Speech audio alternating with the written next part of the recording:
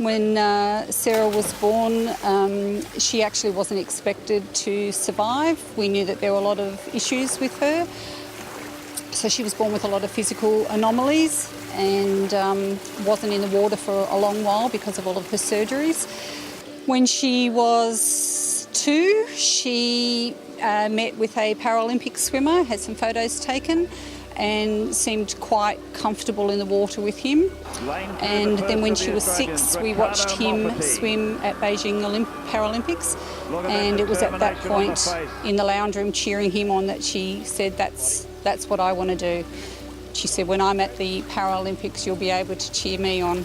And that's been her goal since then. The biggest thing I've noticed about Sarah is her determination and her actual real love for the sport and for the sport of swimming. She gets here every day. She's one of the first in the building every day. She's always here right to the end of the session.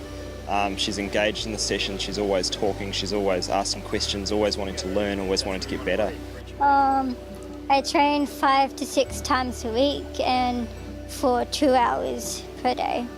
She's very focused on her swimming. Sarah also has autism, and with autism they're usually fixated on something, so I think the swimming is that something for her. Swimming is her happy place, so she is quite a different girl when you put her in a swimming environment.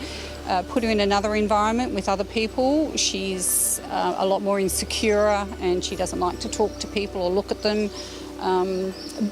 But in a swimming environment, even when we went to Darwin for the Arafura Games, she was mixing with people from other countries and just seemed quite at ease. She's a different girl.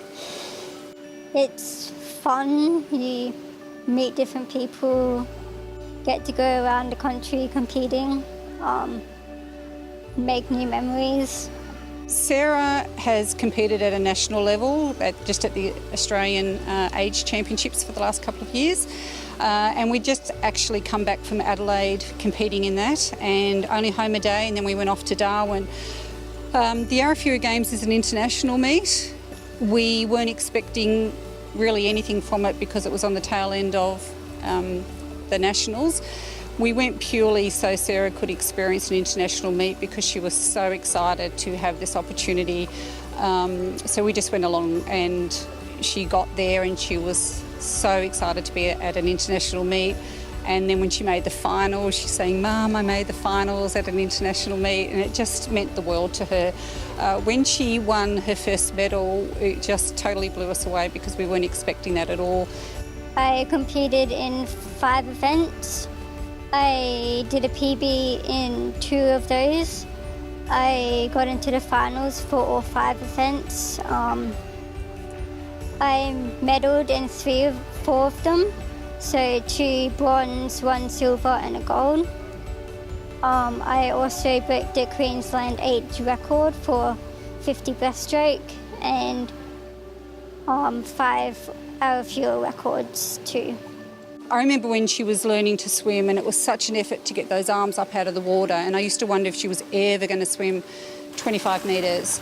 So I've watched this little girl go from being able to swim 25 metres, and then we got to 50 metres, and then she got her classification and she was able to compete. And then she went through the regional levels and then qualified for states and then qualified for nationals. So whilst her goal has for a long time been to be a Paralympic swimmer, which would be the ultimate goal, for us it's the journey. The medals are fantastic, but for her to have that experience of qualifying and getting there is such a buzz. And then if she PBs, that's a greater buzz, and if she medals, that's a greater buzz. So it's definitely the journey. When they played the national anthem for her, when she won a gold medal, that was just an unbelievable moment. I'll never forget that. I guess I wasn't expecting it, but yeah.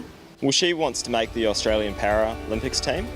So that's setting the sights really pretty much as high as you can in the sport, and that's really inspiring to be around someone that's got those sort of goals. Life is not about making excuses for what you can't do. You just do the best with what you've got. And we've always said to Sarah, whatever you want to do in life, we find a way to make it happen.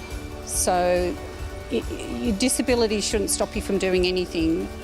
It's just a matter of finding out how you can do what you want to do. So with her swimming, she has a classification. She can't do a lot of things the same as other people, but it doesn't matter. You get up, you give it a go, you do your best, and she enjoys the ride.